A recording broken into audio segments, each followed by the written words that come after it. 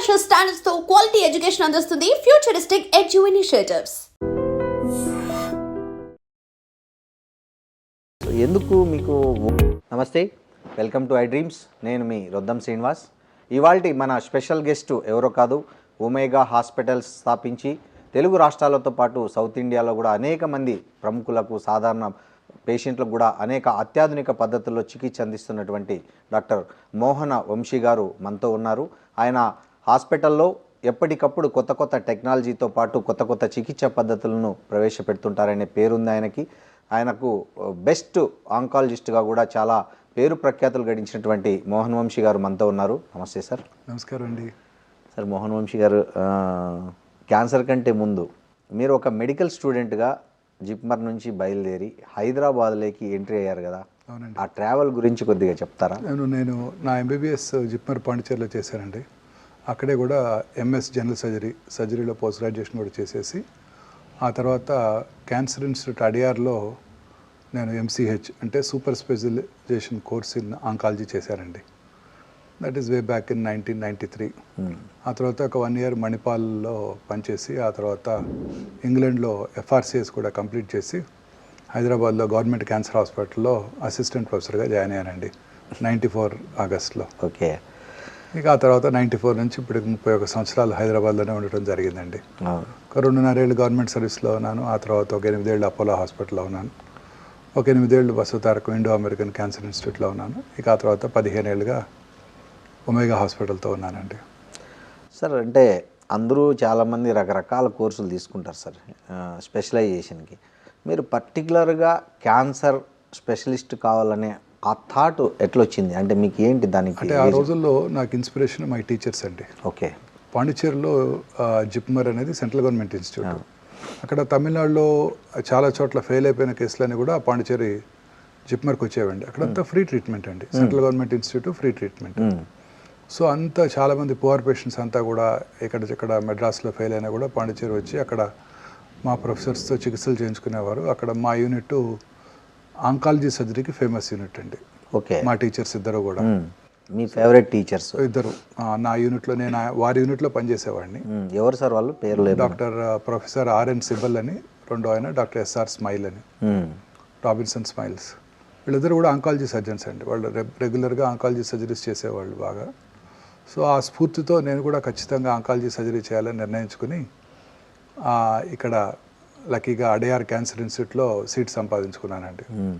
Sir, మీరు చెప్పినట్లు చాలా ఎక్స్పీరియన్స్ వచ్చిన తర్వాత హాస్పిటల్ పెట్టాలనుకున్నారు. సో ఎందుకు మీకు ఓన్గా హాస్పిటల్ పెట్టాలనిపించింది? ఈ పేరు ఎట్లా, ఒమేగా అనే పేరు మీరు ఎట్లా ఆలోచించారు?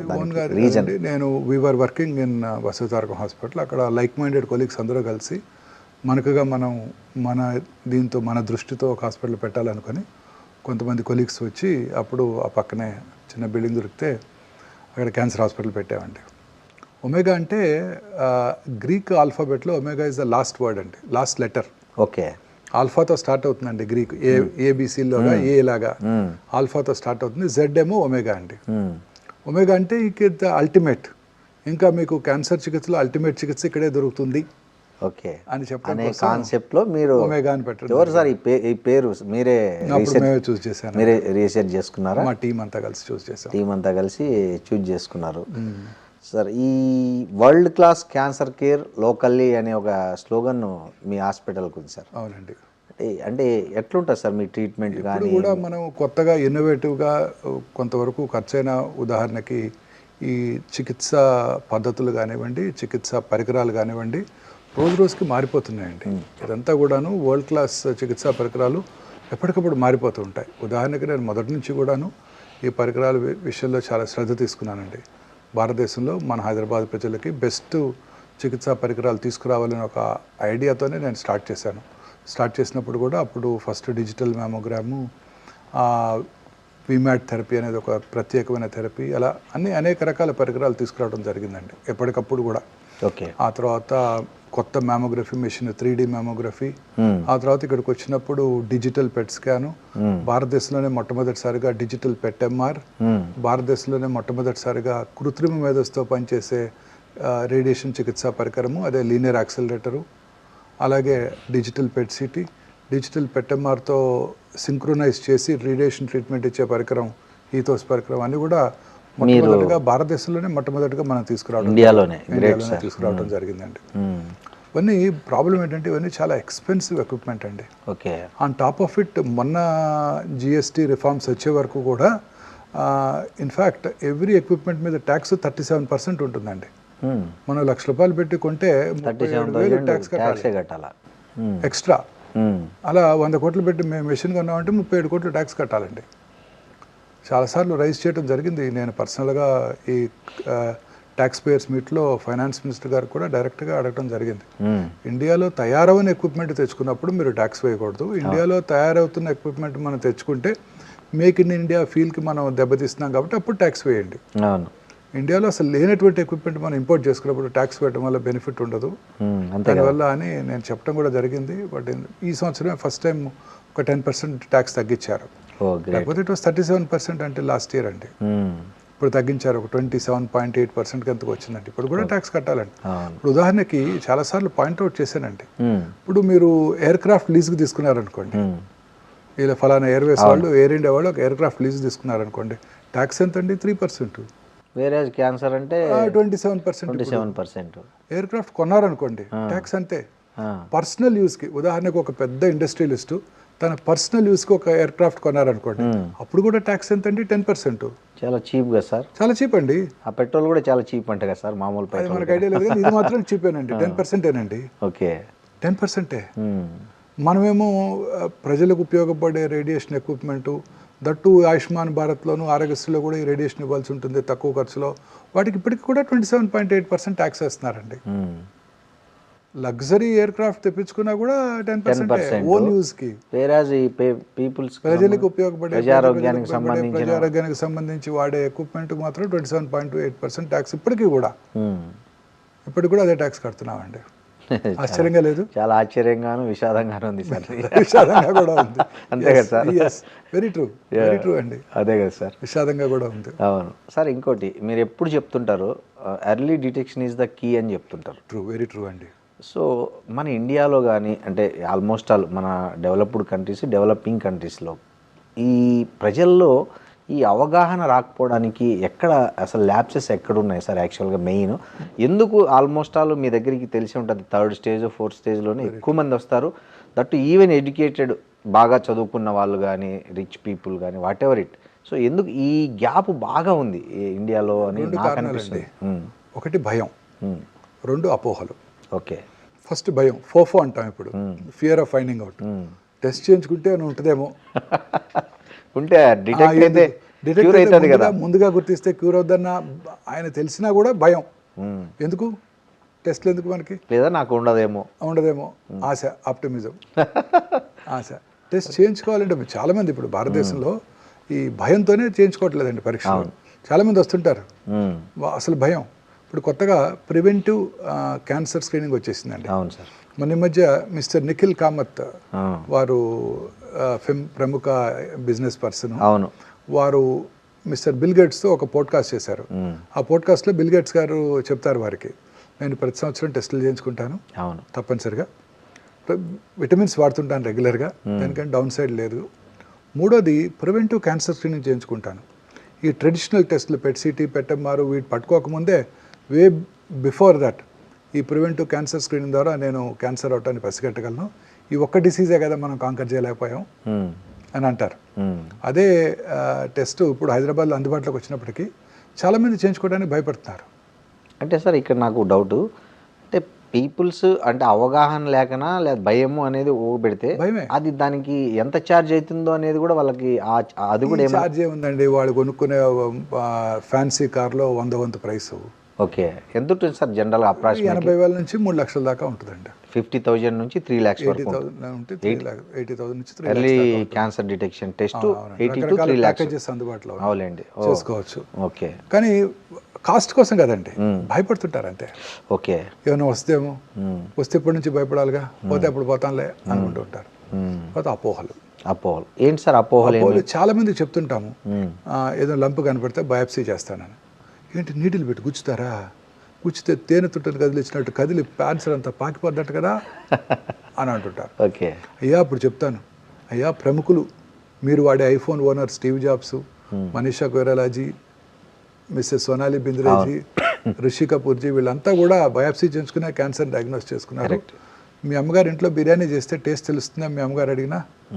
తెలియదు కదా, ఒక చిన్న ముద్ద తింటేనే తెలుస్తుంది. సంజీవ్ కపూర్ మన టీవీలో మన ముందు బిర్యానీ చేసినా ముద్ద తిని చెప్తాడు. కరెక్ట్. ఇది కూడా అంతే, ఒక ముద్ద తినడం వల్ల బిర్యానీ టేస్ట్ పాడవుతుందా?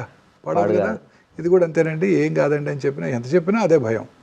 ఒక 100 వీడియోలు చేసి ఉంటాను క్యాన్సర్పై అపోహలు నిజాలని. ఇవాళ ఓపి నేను చేయటం ప్రారంభించి ఒక 20 ఏళ్ళు అయిపోయింది ఈ క్యాన్సర్పై అపోహల మీద. ఇవాళ కూడా ఒక డాక్టర్ లివర్ బయాప్సీ చేస్తారంటే అయ్యో పాకుతున్నామో కదండి అన్నారు డాక్టర్ గారు వారు. ఆయన ఇవాళ మార్నింగ్ ఓపీలో చాలాసేపు కన్విన్స్ చేసి డాక్టర్ గారు అలా కాదండి అని చెప్పి అన్నీ చెప్తే అప్పుడు రేపు వస్తానండి అని వెళ్ళిపోయారు. ఇంకా వస్తారో తెలియదు రేపు. మాది దైవాధీనం. ఇలా భయం అండి, అనేక రకాలైన భయాలు అపోహలతో క్యాన్సర్ డయాగ్నోసిస్ డిలే చేస్తున్నారండి. సార్ ఈ మధ్య ఒకటి వచ్చింది సార్ మార్కెట్లోకి, బహుశా మీరు చేశారు షార్ట్స్లో, కోడిగుడ్డు తింటే కూడా క్యాన్సర్ వస్తుంది, కోడిగుడ్లో కూడా చాలా యాంటీబయాటిక్స్ ఇవన్నీ వస్తున్నాయని ఈ మధ్య బాగా వైరల్ అయింది ఒక వీడియో. లేదు సార్, నేను దానికి లేదు సార్. అదేంటంటే ఇప్పుడు కొన్ని ఏదో ఒక కంపెనీ ఎగ్స్ ఇక్కడ ఉన్నట్టున్నారు, ఒక ఎగ్ ఫామ్ కోళ్ళ ఫామ్ హౌస్లో. ఆ ఫామ్స్లో ఏదైనా యాంటీబయాటిక్ వాడారు అక్కడ. ఆ యాంటీబయాటిక్ ట్రేసెస్ చాలా తక్కువ మోతాదులో ఎగ్లోకి వచ్చాయి. అది రాగానే ఇమ్మీడియట్గా దాన్ని పాపులరైజ్ చేయటం, ఈ ఎగ్ ఈ నైట్రోఫ్యూరాన్స్ ఎక్కువ క్వాంటిటీలో ఉన్నట్టయితే క్యాన్సర్ వచ్చేస్తుందని భయపెట్టడం జరుగుతుందండి. అతి చిన్న క్వాంటిటీస్లో నైట్రోఫ్యూరాన్ దాంట్లో కనుక్కున్నారు. అది ఏ రకంగా ఎవరికి హాని చేయదు. ఈ నైట్రోఫ్యూరాన్స్ అత్యధిక మోతాదులో తరచూ తిన్నట్టయితే చాలా కొన్ని ఎలుకల్లోనూ వీళ్ళలోనూ గినీపిక్స్లోనూ క్యాన్సర్ వచ్చిన దాఖలాలు ఉన్నాయని ల్యాబొరేటరీ డేటానే కాబట్టి ఇది లేదు. సో అసలు దాని గురించి ఆందోళన పడాల్సిన అవసరమే లేదండి. అది ఏ రకంగానూ క్యాన్సర్ కారకాలు కాదు. ఎగ్ అనేది ఒక పూర్తి ఆహారం అండి, ప్రతి నార్మల్ ఇండివిజువల్కి అలాగే పేషెంట్స్ కూడా రోగులు కూడా పూర్తి ఆహారం అండి. అన్ని రకాలుగా అత్యంత మేలైన ఆహారం. ఎగ్ ప్రోటీన్ అనేది మన మనుషులతో ప్రోటీన్కి కంప్లీట్ సిమిలారిటీ ఉంటుందండి. తద్వారా పూర్తిగా అబ్జర్వ్ చేయబడుతుంది. ఆ ఎల్లో అంటామే యోక్లో, ఆ యోక్లో ఉండేది కూడా చక్కటి కొలెస్ట్రాల్. మనకు ఆ కొలెస్ట్రాల్ తప్పనిసరిగా అవసరం. ప్రతి వాళ్ళకి కూడా ఎగ్ తీసుకోవడం అన్ని రకాలుగా శ్రేయస్కరం అండి. సార్ ఇంకోటి, మీరు ఈ మధ్యనే ఒక ఫైండ్ అవుట్ చేశారు, ఈ షాంపూ నురగ వల్ల కూడా క్యాన్సర్ వచ్చే అవకాశం ఉంది అని అంటున్నారు. అంటే ఎలాంటి షాంపూలు సార్? అంటే కెమికల్ రిలేటెడా లేకపోతే ఆర్గానిక్? కొన్ని ఆయుర్వేద షాంపూలు ఉన్నాయి మార్కెట్లో, కొన్ని ఏమో రకరకాల బ్రాండ్స్తో మామూలుగా ఉన్నాయి. అంటే ఎలాంటి షాంపూలు నురగల వల్ల వస్తుంది? వాళ్ళ తప్పు కూడా కాదండి. అదే కొన్ని రకాల షాంపూస్లో ఈ ఫోమ్ రావటం కోసం కొన్ని రకాల కెమికల్స్ వాడుతూ ఉంటారు. ఆ కెమికల్స్ ఎక్కువ కాలం వాడినట్టయితే మనకి కొన్ని రకాల వ్యాధులు, ఇరిటేషను, వెరీ రేర్లీ క్యాన్సరు, అలాంటి ఎగ్జిమా లాంటివి కూడా వచ్చే అవకాశాలు ఉంటాయండి. సో అందుకని ప్రిఫరబుల్గా మనందరూ కూడా న్యాచురల్ షాంపూస్, అంటే మనం రకరకాల కుంకుడుకాయ రసం, షీకాకాయ రసం వీటితో చేసుకున్నవి అయితేనే. అంటే ఆ పేరుతో మార్కెట్లోకి వస్తున్న బ్రాండ్స్ మనం కేర్ఫుల్గా పరిశీలించినట్టయితే కొన్ని రకాల కెమికల్స్ని అవాయిడ్ చేసినట్టయితే సరిపోతుంది. అంటే ఏ తరహా కెమికల్? అంటే 2-3 రకాలు ఉన్నాయండి. పిహెచ్ఎస్ అని, థాలేట్స్ అని, వీటిని అవాయిడ్ చేస్తే సరిపోతుందండి. ఓకే సార్, ఈ మధ్య మీ అబ్జర్వేషన్ ప్రకారం మన రాష్ట్రాల్లో, తెలుగు రాష్ట్రాల్లో క్యాన్సర్ పేషెంట్లు విపరీతంగా పెరుగుతున్నారు. అది ప్రపంచమంతా అదే, ప్రపంచమంతా ఉంది. అంటే దానికి బేసిక్ రీజన్ ఏమంటారు సార్? ఐ మీన్ ఇంకా చాలా తక్కువ అండి మనం చూసేది. మన అంటే బయటపడలేదు కావచ్చు, బహుశా అండర్ రిపోర్టెడ్ చూసినా కూడా తెలియదు, చెప్పట్లేదు ఎవరు. అవును. ఇప్పుడు cancer is not a notifiable disease. ఒకప్పుడు ఎయిడ్స్ అట్లా ఉండేది, నాట్ ఏ నోటిఫైబుల్ డిసీజ్ కదండి. అందుకని చెప్పట్లేదు. క్యాన్సర్ ఇప్పుడు మన వాళ్ళ ఒక పేషెంట్ వచ్చారంటే క్యాన్సర్కి మంచి ట్రీట్మెంట్ ఇస్తే సరిపోతుంది. నేను ఎవరికి నోటిఫై చేయాల్సిన అవసరం లేదు. అవును. అదే కరోనా వచ్చిందంటే ఇప్పటికీ కూడా నోటిఫై చేయాలి మనం. అవును. అలానే cancer is not a notifiable disease అండి. అందుకని అండర్ రిపోర్టెడ్. భారతదేశంలో 1.54 బిలియన్ పాపులేషన్లో ప్రభుత్వం వారు ఎస్టిమేట్ చేసింది 1.5 మిలియన్ క్యాన్సర్ పేషెంట్స్ కొత్త కేసులు. చైనా కూడా ఈక్వల్లీ పాపులేటెడ్ కంట్రీయే కదండి, 1.53-52 బిలియన్స్. అక్కడ 4.5 మిలియన్ కేసెస్, అంటే మనకు 3 రెట్లు ఎక్కువ. అంటే మీరు అండర్ రిపోర్ట్ కేసులు ఉంటాయి, చైనీస్ మనకన్నా మంచి హెల్దీ డైట్ తింటారు, చాలా న్యూట్రిషన్, బాగా తక్కువ తింటారు, అన్ని చక్కటి ఆహారం, చక్కటి ఎక్సర్సైజ్, ఫిట్ గా ఉంటారు. అవును. మన దేశంలో ఇంత తక్కువ ఉందంటే ఎవరు నమ్మగలమండి? అదే సో కదా ఎక్కువ సార్. ఉంటుంది. అవును సార్. సో ఈ క్యాన్సర్ ఇన్సిడెంట్స్ పెరగడానికి రకరకాల కారణాలు ఉన్నాయండి. అందులో ముఖ్యమైనది ఏజింగ్. ఓకే. ఇంతకుముందు కరోనా వచ్చి చనిపోయేవారు, ప్లేగ్ వచ్చి చనిపోయేవారు, ఇన్ఫెక్షన్స్ డిసీజెస్ వచ్చి చనిపోయేవారు, కర్నరీ ఆర్టరీ డిసీజ్తో చనిపోయేవారు. ఇప్పుడు మనం అన్నీ కాంకర్ చేసాం సార్. ఇప్పుడు మనం వయసు పెరిగే కొద్ది అంటే ఎక్కువ కాలం బ్రతికే కొద్దీ ఈ క్యాన్సర్ పేషెంట్లు ఎక్కువ మందిని చూస్తున్నాం. కరెక్ట్. ఏజ్ ద్వారా కూడా క్యాన్సర్ వస్తుంది. వయసు పెరిగే కొద్ది జనరల్గా మీరు అన్నారు ఇందాక, అంటే ప్రతి ఒక్కరూ క్యాన్సర్ పరీక్షలు చేయించుకోవాలి తప్పనిసరిగా. అంటే ఏ ఏజ్ నుంచి ఎవరి ఇయర్ చేయించుకుంటే బెటర్ అంటారు సార్ మీరు? అంటే కొన్ని రకాల క్యాన్సర్స్, ఉదాహరణకి స్త్రీలు 40 ఏళ్ళు వచ్చాక రిస్క్ ఫ్యాక్టర్స్ లేనప్పటికీ కూడా ప్రతి 2 నుంచి 3 సంవత్సరాలకు ఒకసారి మ్యామోగ్రఫీ పరీక్ష, సంవత్సరానికి ఒకసారి వారి లేడీ డాక్టర్తో చిన్న పరీక్ష, గైనకలాజికల్ టెస్టింగు, అవసరమైతే ప్యాప్స్మియర్ టెస్టు. పురుషులు 50 దాటాక సంవత్సరానికి ఒకసారి పిఎస్ఏ టెస్టింగు. స్త్రీలు 50 దాటాక ప్రతి సంవత్సరం మ్యామోగ్రఫీ పరీక్ష 65 ఏళ్ళు వచ్చే వరకు రెగ్యులర్గా చేయించుకోవాల్సి ఉంటుందండి. సార్, ఈ మార్కెట్లో ముఖ్యంగా ఆడపిల్లలకు సర్టన్ ఏజ్ లోపల మూడు సార్లు ఒక వ్యాక్సిన్ వేయించుకుంటే క్యాన్సర్ రాదనేది ఒకటి ఉంది. దాని మీద చాలామంది పాజిటివ్గా మాట్లాడుతున్నారు, కొంతమంది నెగిటివ్గా మాట్లాడుతున్నారు. సో ఫ్యాక్ట్ ఏంటి సార్? అంటే ఫ్యాక్ట్ ఏంటంటే అది హ్యూమన్ ప్యాపిలోమేటస్ వైరస్ ఇన్ఫెక్షన్ వల్ల గర్భసంచి ముఖద్వార క్యాన్సర్ వస్తుందని సైంటిస్టులు గట్టిగా ప్రూవ్ చేయడం జరిగింది. సో ఆ హెచ్పివి వైరస్కి వ్యాక్సిన్ కనుక్కున్నారండి. ఆ హెచ్పివి వైరస్ స్త్రీలలోని ఆ సర్వైకల్ ఎపిథీలియం లోపలికి వెళ్ళిపోయి ఇమ్యూన్ మెకానిజమ్స్కి దొరకకుండా ఆ ఎపిథీలియంలోనే ఉంటుందండి. ఇమ్యూన్ మెకానిజమ్స్కి దొరకదు. ఇప్పుడు ఉదాహరణకి కరోనా ఇన్ఫెక్షన్ వచ్చిందంటే యాంటీబాడీస్ ప్రొడ్యూస్ అవుతాయి, నెక్స్ట్ టైం కరోనా వచ్చినప్పుడు మనకు కాపాడుతుంది అది. ఇది అలా కాదు. ఈ వైరస్ చాలా స్మార్ట్ వైరస్, ఇంటెలిజెంట్ వైరస్. అది సర్వైకల్ అంటే గర్భసంచి ముఖద్వార ఎపిథీలియం లోపలే ఉంటుందండి. బయట ఉండే బ్లడ్లోకి రాదు కాబట్టి ఇమ్యూన్ మెకానిజమ్స్కి దొరకదు కాబట్టి దానికి యాంటీబాడీస్ డెవలప్ అవ్వవు. ఓకే. సో అందువల్ల రిపీటెడ్ వైరల్ ఇన్ఫెక్షన్ వల్ల ఈ క్యాన్సర్ వస్తుంది. ఓకే.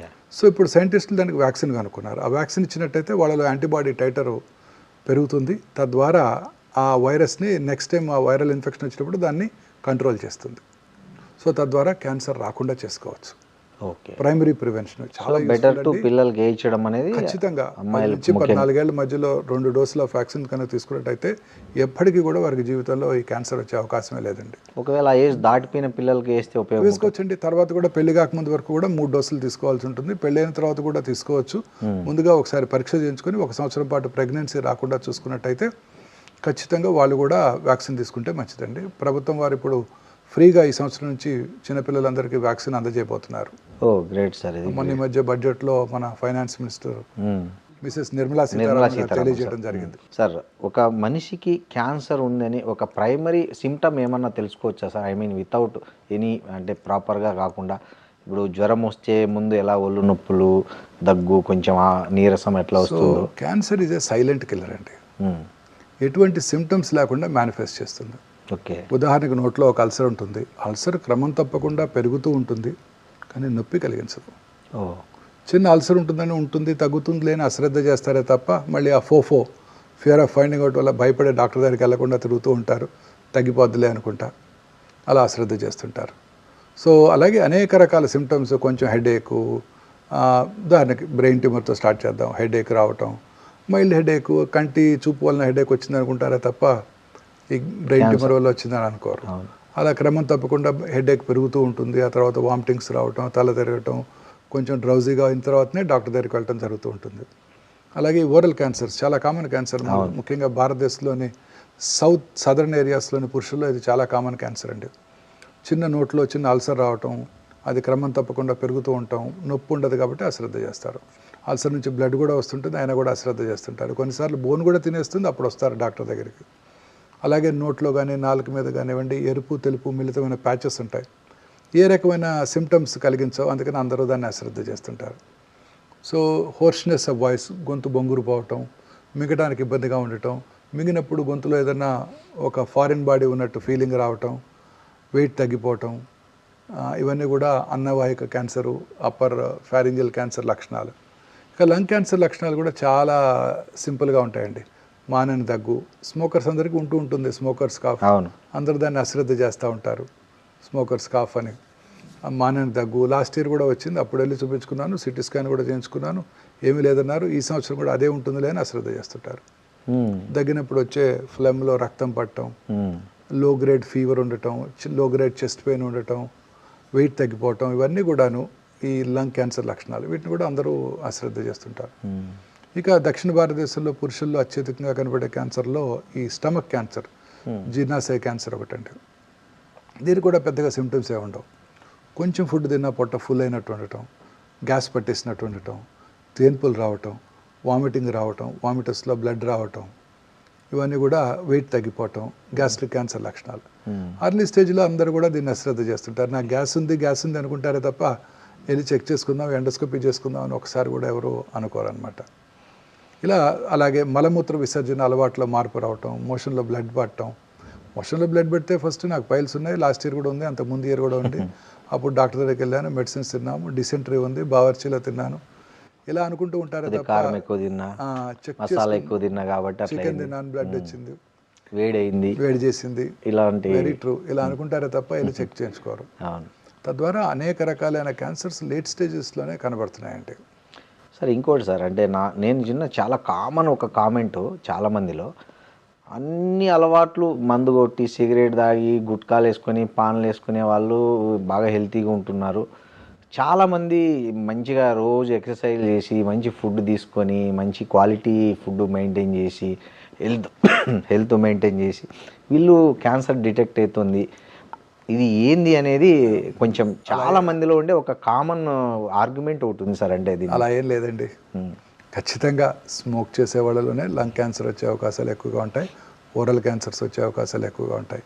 మీరు 100 మంది లంగ్ క్యాన్సర్ పేషెంట్ చూసామంటే అందులో 80 మందికి ఈ స్మోక్ చేసిన హిస్టరీ ఉంటుందండి. 12 ఏళ్ళ ఆడపిల్ల కూడా లంగ్ క్యాన్సర్ చూశాను, బట్ చాలా తక్కువ. స్మోక్ చేసే పురుషుల్లోనే లంగ్ క్యాన్సర్ వచ్చే అవకాశాలు చాలా ఎక్కువగా ఉంటాయండి. ఆల్కహాల్ తాగే వాళ్ళలో అన్నవాహిక క్యాన్సర్, ఓరల్ క్యాన్సర్స్ వచ్చే అవకాశాలు ఎక్కువ ఉంటాయి, లివర్ క్యాన్సర్ వచ్చే అవకాశాలు ఎక్కువగా ఉంటాయి. అలా అన్ని రకాలుగా దొరలవాట్లు ఉన్న అందరిలోకి కూడా క్యాన్సర్లు వచ్చే అవకాశాలు చాలా ఎక్కువగా ఉంటాయి. సరే, ఎక్కడో ఒక చోట దొరలవాట్లు లేని వాళ్ళలో వచ్చినప్పుడు దాన్ని హైలైట్ అవుతుంది తప్ప అది ఖచ్చితంగా కాదండి. 100% మీరు అనుకున్నట్టే దొరలవాట్లు ఉన్న వాళ్ళలో క్యాన్సర్ వచ్చే అవకాశాలు చాలా చాలా ఎక్కువగా ఉంటాయండి. సరే, ఈ మందు లిమిట్గా తీసుకుంటే ఏం కాదు, సిగరెట్ లిమిట్గా తాగితే ఏం కాదు అనేది కూడా ఒకటి లేదండి. ఈ మధ్య అనేక అధ్యయనాల్లో తేలింది ఏంటంటే, కొంచెం తీసుకున్న ఆల్కహాల్, ఒక 30 ml ఆల్కహాల్ తాగినా కూడా క్యాన్సర్ వచ్చే అవకాశాలు చాలా పెరిగిపోతాయి. ఇక నుంచి ఆల్కహాల్ బాటిల్స్ మీద కూడా it is injurious to health అని వాళ్ళు లేబుల్ అయిపోతున్నారు. స్మోకర్స్కి ఎలా వేస్తున్నారు, ఈవెన్ 30 ml కూడా. Yes okay. అమెరికన్ వాళ్ళ ఫిజిషియన్స్ మొన్న మధ్య జరిగిన సర్వేలో కూడా వాళ్ళు ఇదే నిర్ధారణ చేయడం జరిగింది. వాళ్ళ సర్జన్ క్యాన్సర్ పెరగడానికి ఈ ఆల్కహాల్ స్మోకింగ్ ఎట్లా దోహదం చేస్తాయి సార్? అంటే బాడీలో ఇప్పుడు స్మోక్ చేసిన మీకు 6 సెకండ్స్లో ఈ పొగాకులో ఉన్న 400 క్యాన్సర్ కారక రసాయనాలు బ్లడ్లో ప్రవహించి బాడీలో అన్ని భాగాలకు వెళ్ళిపోయి అన్ని చోట్ల క్యాన్సర్ కలిగిస్తాయి. ఇమాజిన్ చేయండి, ఇక్కడ స్మోక్ చేస్తే ఆడవాళ్ళలో గర్భసించి ముఖ ద్వారా క్యాన్సర్ వస్తుంది, బ్లాడర్ క్యాన్సర్స్, అన్ని రకాల క్యాన్సర్స్ వచ్చేస్తాయండి. అలాగే ఆల్కహాల్ తాగిన వాళ్ళు అనేక రకాలైన రసాయనాలు రిలీజ్ అయ్యి రకరకాల క్యాన్సర్స్కి దారితీస్తుందండి. ముఖ్యంగా అన్నవాహిక, gastric cancer, liver cancer, pharyngeal cancer. Okay. Smoke చేసే వాళ్ళలో 100కి ఒక 30 మంది క్యాన్సర్ వచ్చింది అనుకున్నామండి. ఆల్కహాల్ మాత్రమే తాగే వాళ్ళు 100కి 10 మందికి వస్తుంది అనుకున్నాం. రెండు కలిపి చేస్తే 30 + 10 40 కాదండి, 70% అండి. ఓకే. దాన్ని సినర్జిస్టిక్ ఎఫెక్ట్ అంటారు. అంటే ఒకదానికొకటి ఇంకా సహాయం చేసుకొని ఇంకెక్కువ క్యాన్సర్లు కలిగిస్తాయి. అవును సార్, ఇంకోటి ఉంది సార్, అంటే స్వీట్ తినొద్దండి. స్వీట్ అంటే బికాస్ ఆఫ్ షుగర్ ఓన్లీ బాడీలో క్యాన్సర్ కణాలు సర్వైవ్ అవుతుంటాయి. సో ఆ స్వీట్ అనేది తినకపోతే అవి ఆటోమేటిక్గా చనిపోతాయి అనే ఒక ఈ మధ్య ఒక ప్రచారం ఈ మధ్య కాలంలో వస్తుందండి. అన్నీ కూడా మితంగా తీసుకోవాలండి. ఈ షుగర్, వైట్ షుగర్ అనేది వెరీ డేంజరస్ అండి. ఓకే. ఈ వైట్ షుగర్ తీసుకోవడం వల్ల అనేక రకాలైన కారోనరీ ఆర్టరీ డిసీజ్ దగ్గర నుంచి అన్ని రకాల ఎయిల్మెంట్స్కి అదే కారణం అండి. ఓకే. సో దాన్నే మనం రెడీగా అవైలబుల్ షుగర్ అంటాము. దాన్ని రెసిస్టెంట్ స్టార్చ్ అని కూడా ఇప్పుడు కొత్త కాన్సెప్ట్ వస్తుంది. ఉదాహరణకి పొటాటోస్ని, బ్రెడ్ని కూడా ఒక రోజు ముందుగానే ప్రిపేర్ చేసి బాయిల్ చేసి రెఫ్రిజిరేటర్లో పెట్టుకుని తర్వాత వాడుకున్నట్టయితే పొటాటోస్ నెక్స్ట్ డేకి అవి కాంప్లెక్స్ కార్బోహైడ్రేట్ అవుతాయి. Simple carbohydrates are dangerous. ఇమీడియట్గా బాడీలో బ్లడ్ షుగర్ రైజ్ అవుతుంది, ఇన్సులిన్ పీక్ వస్తుంది, ఆ తర్వాత రెసిస్టెంట్ అవుతుంది, ఇన్సులిన్ రెసిస్టెన్స్ డెవలప్ అవుతుంది, పొట్టకు చుట్టూ కొవ్వులు పెరిగిపోతాయి, తద్వారా అనేక రకాల ఎయిల్మెంట్స్ రావడానికి అవకాశం ఉంటుంది. ఈ రెసిస్టెంట్ స్టార్చ్ అంటే తొందరగా జీర్ణం అవ్వదు, స్లోగా జీర్ణం అవుతుంది. ఈ మన చిలకడ దుంపలు అంటారు, స్వీట్ పొటాటో, ఇవన్నీ కూడా రెసిస్టెంట్ స్టార్చెస్. ఇవన్నీ కూడా రెసిస్టెంట్ స్టార్చెస్, కాంప్లెక్స్ కార్బోహైడ్రేట్స్ మనకి చాలా యూస్ఫుల్గా ఉంటాయి. 2 వర్డ్స్ మీరు నెక్స్ట్ ఫ్యూ డికెట్స్ వినబోతున్నారండి. ఒకటి ఇన్ఫ్లమేషను, రెండోది గట్ మైక్రోబియం. అంటే ఈ 2 కూడా మన హెల్త్కి చాలా ఇంపార్టెంట్ అండి. ఒకటి గట్ మైక్రోబియం, మన పేగుల్లో ఉండే హెల్దీ బ్యాక్టీరియా ఇవి డిస్టర్బ్ అయినప్పుడు అనేక రకాలైన టాక్సిన్స్ ఉత్పన్నమవుతాయండి. అవి అనేక రకాలైన రోగాలకు కారణమవుతాయి, అన్ని రకాల రోగాలకు కూడా. సో మన గట్ మైక్రోబియం డిస్టర్బ్ అవ్వకూడదు. ఈ ప్రీబయాటిక్స్ అంటాం చూడండి, అలాగే ప్రోబయాటిక్స్ అంటాం, ఇవన్నీ కూడా మన గట్ మైక్రోబియంని చక్కగా ఉంచి మనకి అన్ని రకాల వ్యాధుల్ని రాకుండా చేస్తాయండి. అలాగే ఇన్ఫ్లమేషన్ అంటే తెలుగులో దాని కరెక్ట్ వర్డ్ లేదండి, వాపు అంటాం. ఇన్ఫ్లమేషన్ అంటే ఆ డిస్టర్బెన్స్ ఆఫ్ ద ఎపిథీలియం అండి. ఇప్పుడు ఇన్ఫ్లమేషన్ వల్లనే కరోనరీ ఆర్టరీ డిసీజెస్ రావడానికి అవకాశాలు ఉంటాయి. ఈ ఇన్ఫ్లమేషన్ అనేది చాలా ఇంపార్టెంట్. ఈ ఇన్ఫ్లమేషన్ అనేది అన్ని రకాల జబ్బులకి మూల కారణం. ఇన్ఫ్లమేషన్ తగ్గించడానికే మనం ప్రయత్నం చేస్తుంటారు. ఉదాహరణకి రిఫైన్డ్ ఆయిల్స్. మా చిన్నప్పుడు రిఫైన్డ్ ఆయిల్స్ అంటే చాలా పాపులర్. ఇందులో కొలెస్ట్రాల్ తక్కువ ఉంటుంది, ఫ్యాట్స్ తక్కువ ఉంటాయి, మనకి చాలా హెల్దీ ఆయిల్ వాడుకుంటూ ఉండేవాళ్ళం. బట్ రిఫైన్డ్ ఆయిల్స్లో ఉండే ఆ రిఫైన్డ్ ఆయిల్స్ తయారు చేసే క్రమంలో వాడే కెమికల్స్ అనేక రకాలైన ఇన్ఫ్లమేషన్కి దారితీస్తాయి. అవి కరోనరీ ఆర్టరీ డిసీజ్కి దారితీస్తాయి, క్యాన్సర్లకు కూడా దారితీస్తాయి. అలా అనేక ఇప్పుడు అందుకని న్యాచురల్ ఫుడ్స్, మనం కోల్డ్ ప్రెస్డ్ ఆయిల్స్, మారిపోయింది. వీటి వల్ల ఇన్ఫ్లమేషన్ తక్కువగా ఉంటుంది, గట్ మైక్రోబియం బాగుంటుంది, మనం హెల్తీగా ఉంటాం. ఏదైనా ఒకటండి, అన్నీ మితంగా తీసుకోవాలి. కార్బోహైడ్రేట్స్, ఫ్యాట్స్, అలాగే ప్రోటీన్స్, సమతుల ఆహారం, సమతుల్యమైన ఆహారం తీసుకుంటే ఏ జబ్బులు రావండి. దాంతోపాటు దురలవాట్లకు దూరంగా ఉంటూ, పీచు పదార్థం ఎక్కువగా తీసుకుంటూ, రెగ్యులర్గా వ్యాయామం చేస్తూ, లీన్ బాడీ మాస్, ఊబకాయం రాకుండా సన్నగా ఉన్నట్టయితే అనేక రకాలైన జబ్బులకి ఇంక్లూడింగ్ క్యాన్సర్కి దూరంగా ఉండడానికి అవకాశం ఉంటుంది. సార్ ఇంకోటి కూడా ఉంది సార్, నేను లక్ష్మణ ఫలం అని, తర్వాత మీరు చెప్పిన చిలగడ దుంపలు అంటే మా గంజిగడ్డలు అంటారు, వాటిని తినడం అనేది యాంటీ క్యాన్సర్ అంటారు, అది అలాగే లేదండి. అన్ని రకాల ఫ్రూట్స్ కూడా యాంటీ క్యాన్సరే. వాటిలో ఎనీ ఫ్రూట్ అండి, అన్ని రకాల ఫ్రూట్స్ కూడా. ఫ్రూట్స్ మనకి అన్ని రకాలుగా మనకి మంచి ఆరోగ్యాన్ని అందజేస్తాయండి. సీజనల్ ఫ్రూట్స్, మన అవకాడోలు, బ్లూబెర్రీలు తినాల్సిన అవసరం లేదు. మన ఉసిరికాయలు, రేక్కాయలు సీజనల్, ఏ సీజన్లో ఇప్పుడు సీజన్ దొరికేవన్నీ ఈ సీజన్లో అన్ని దొరుకుతుంటాయి. సీతాఫలాలు, స్ట్రాబెర్రీస్ అన్ని దొరుకుతాయి. మనకి ఏది దొరికితే అది. మనం ఫ్యాన్సీ కివీస్, అవకాడోస్, బ్లూబెర్రీస్ తినాల్సిన అవసరం లేదు. మల్బెర్రీస్, మన ఊర్లో మన దొరికే జామకాయ అవకాడో కన్నా 100 రెట్లు బెటరు. మన ఆకుకూరలు కాలే కన్నా 100 రెట్లు బెటర్. తోటకూర, చుక్కకూర, పాలకూర, గోంగూర, పచ్చల కూర, అవన్నీ కూడా పవర్ హౌసెస్ అండి. స్పినాచ్ అంటారు ఇంగ్లీష్ వాళ్ళు, మన తోటకూరేనండి. అందులో ఉండే ప్రోటీను, మన కాలీఫ్లవర్, వాళ్ళు బ్రోకలీ తింటారు, మన చాలా ఖరీదైన కూరగాయ. మన కాలీఫ్లవర్ 10 రూపాయలు దొరుకుతుంది. అదే సేమ్ అండి, సేమ్ క్వాంటిటీ ఆఫ్ ప్రోటీన్, అన్ని పీచు పదార్థం, అన్ని ఎక్కడ ఏం మార్పే లేదండి. అవునా సార్? అవకాడో కన్నా మన జాంకాయ బెటరు, బ్లూబెర్రీస్ కన్నా మన ఉసిరికాయలు బెటరు, మన చిలకడ దుంపలు, గంజిగడ్డలు అంటారు చూడండి. సో ఎనీ ఫ్రూట్ అనేది రోజు మనకి సీజనల్ ఫ్రూట్, మనకి ఎప్పుడు ఈ సీజన్లో ఏం దొరికితే అది మంచిదండి.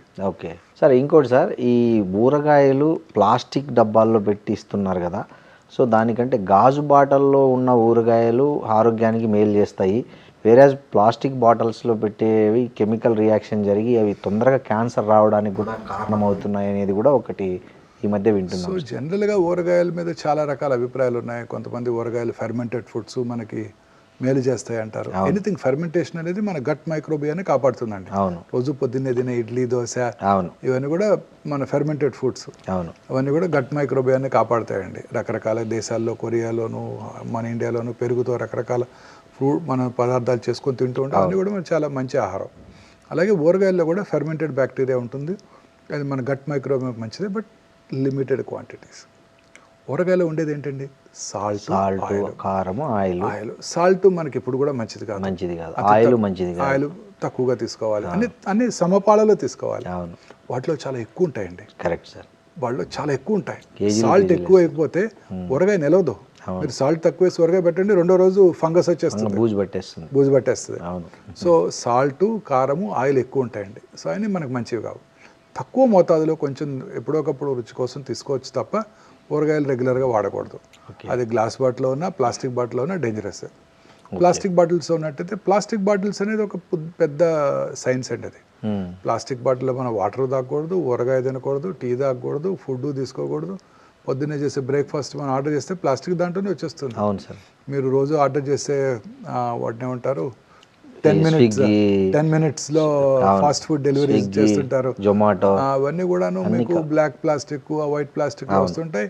ఆ హీటెడ్ ఫుడ్ ఐటమ్ దాంట్లో వేసినప్పుడు దాంట్లోంచి, ఆ ప్లాస్టిక్లోంచి అనేక రకాలైన మనకు అవసరం లేని టాక్సిన్స్ మన ఫుడ్లోకి వచ్చి మన బాడీలోకి వెళ్ళిపోతున్నాయి. సో ఇవన్నీ కూడా అవాయిడ్ చేయాల్సిందేనండి. సార్ ఈ మధ్య పేపర్ ప్లేట్ల కల్చర్ ఎక్కువైంది. ఏ ఫంక్షన్ చూసుకున్నా, ఎక్కడ చూసుకున్నా చాలా మటుకు ఇంతకుముందు విస్తరాకులు, అరిటాకుల ప్లేస్లో ఇప్పుడు చాలా పేపర్ ప్లేట్లు వచ్చేసాయి. సో ఈ పేపర్ ప్లేట్ల కంటే దానికి వాడే కలరు కోటింగ్ అనేది అవన్నీ కూడా చాలా డేంజరస్ అండి. మనం నేచర్తో ఫైట్ చేస్తున్నామండి. ఓకే, ప్రకృతితో మనం ఫైట్ చేస్తున్నాం. ప్రకృతితో ఫైట్ చేసినప్పుడు వచ్చేవన్నీ కూడా ఇలాంటి జబ్బులే. ఓకే, ఇప్పుడు మీరు పొద్దున్నే లేవగానే plastic tooth brush, plastic bristles, synthetic tooth paste, plastic tongue cleaner, plastic bucket, plastic మగ్గులో హాట్ వాటరు, ఆ తర్వాత ఇవన్నీ కూడాను. తర్వాత మీరు వెళ్ళగానే కారు, అందులో మన ట్రాపికల్ వెదర్లో కారు వేడిగా ఉంటుంది, లోపలికి వెళ్ళగానే ఆ కార్లో ఉన్న ప్లాస్టిక్స్ అన్ని కూడా ఎవాపరేట్ అయిపోయి స్మెల్ వస్తుంటుంది, అని మనం పీలుస్తుంటాం. ఇలా ప్లాస్టిక్ బాటిల్లో వాటర్ తాగుతూ ఉంటాము. ఇలా అనేక రకాలుగా మనం ఈ టాక్సిన్స్కి ఎక్స్పోజ్ అవుతున్నామండి. ఓకే, వీటి వల్లే ఈ క్యాన్సర్స్ యొక్క ఇన్సిడెన్స్, అంటే కొత్త క్యాన్సర్ రావడం పెరిగిపోతుంది బాగా. ఓకే సార్, ఇప్పుడు మన ఒమేగా హాస్పిటల్లో మీరు ఏఐ ఆధారిత క్యాన్సర్ నిర్ధారణ పరీక్షలు పెట్టారు కదా. సో ఏఐ ప్రాక్టికల్గా ఏ స్టేజ్లో డాక్టర్లకు యూజ్ అవుతుంది, పేషెంట్స్కి ఎట్లా బెనిఫిట్ అవుతుంది? అది అంటే కృత్రిమ మేధస్సు అనేది ఇంకా ఫ్యూచర్ మనందరికీ తెలుసు. అన్ని రంగాల్లోనూ కృత్రిమ మేధస్సే going to play major role. In fact medical సైన్సెస్లో కూడా అది మేజర్ రోల్ ప్లే చేస్తుందండి. ఓకే, ఇప్పుడు ఉదాహరణకి రేడియలాజికల్ డయాగ్నోసిస్ కానివ్వండి, ఇదంతా కూడా ప్యాటర్న్ రిపోర్టింగ్ అంటారు. అంటే మనకున్న నాలెడ్జ్తో దాన్ని రిపోర్ట్ చేస్తుంటాం. సో అది ఏఐ చక్కగా చేసేస్తుంది. ఎందుకంటే ఏలో కొన్ని లక్షల ఆర్టికల్స్ దాంట్లో నిగూఢంగా ఉంచడం జరిగింది. సో అది చాలా ఫాస్ట్గా థింక్ చేసి ఆ రిపోర్టింగ్ చేయడానికి చాలా చక్కగా పనిచేస్తుంది. ఎనీథింగ్ ప్యాటర్న్ రిపోర్టింగ్ అంటాం. అదే కృత్రిమ మేధస్సు అవసరం లేదు. ఒక ప్యాటర్న్, అది ఇది ఇలా ఉంటే ఇది ఒకరు చేసే పనిని 100 మంది చేస్తే ఎంత రిజల్ట్ వస్తుందో అలాంటి ఏ అంత ఫాస్ట్గా మీకు. ఇప్పుడు రేడియోథెరపీ ప్లానింగ్ ఉందనుకోండి. రేడియోథెరపీ ప్లానింగ్ ఉదాహరణకి గర్భసంచి ముఖద్వారానికి రేడియేషన్ ఇవ్వాలి. కామనెస్ట్ క్యాన్సర్ ఇండియాలో, సౌత్ ఇండియాలో గర్భసంచి ముఖద్వారానికి రేడియేషన్ ఇవ్వాలని మనం ప్లాన్ చేసాము. రేడియేషన్ ఆంకాలజిస్ట్ చక్కగా ప్లాన్ చేసి వెనకాల ఉన్న మలద్వారం మీద, ముందున్న మూత్రాశయం బ్లాడర్ మీద రేడియేషన్ డోస్ పడకుండా ప్లాన్ చేసి చక్కగా పెట్టారు. బాగుంది, ఇచ్చేసాం. 3వ రోజు పేషెంట్ కొంచెం కాన్స్టిపేషన్ వచ్చింది. కాన్స్టిపేషన్ సహజంగా రావచ్చు కదా, ఆ వయసులో కాన్స్టిపేషన్ వచ్చినప్పుడు రక్తం కొంచెం ఉబ్బుతుంది. ఎందుకంటే ఫీకల్ మ్యాటర్ అక్కడ మోషన్ అక్కడ ఉంటుంది కాబట్టి. ఉబ్బినప్పుడు గర్భసంచి ముఖద్వారాన్ని ఒక 2 మిల్లీమీటర్లు ముందుకు పుష్ చేస్తుంది. మరి మన రేడియేషన్ ఏమో ఇంతకుముందు ఎక్కడైతే గర్భసంచి ముఖద్వారం ఉందో అక్కడే ఇస్తుంది. తద్వారా పార్ట్ ఆఫ్ ద రేడియేషన్ రక్తం మీద పడుతుంది, part of the cancer radiation నుంచి తప్పించుకుంటుంది. ముందుకు మూవ్ అయింది కదా, మరి అక్యురసీ మిస్ అవుతుంది.